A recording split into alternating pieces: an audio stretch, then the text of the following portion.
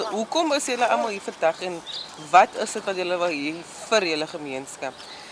Man, om die waarheid vir julle te sê nou, nee, is ons is hulle dik. Ons is dik vir die crime wat hier plaasvind. Ons is stil areas, soos jy kan sien, plan niemand rustig as ons. Hier's 'n muur wat 'n muur was, wat nie nou meer 'n muur is nie. En die crime kom aan mekaar oor lywes toe, van klakkies af lywes toe. Mense word nou al vermoor in hierdie plek wat nooit gebeur het nie. My kind was al geroppel. My neighbor se huis was al ingebreek gewees terwyl hy in sy huis sit. Ons het verlede jaar 2019 'n man verloor. Ek weet nie 'n polisieman kyk.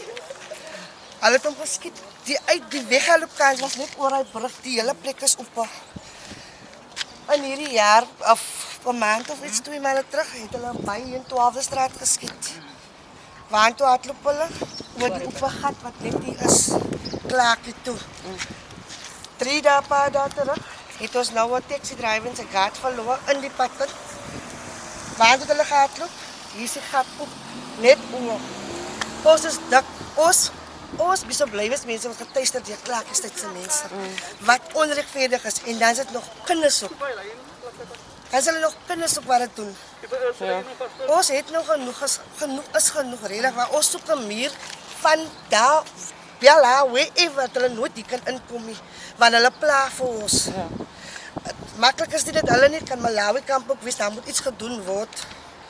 Die polisie word geroep, word gebel, maar het is 'n swaar saak, hulle kom stadig uit hiernatoe.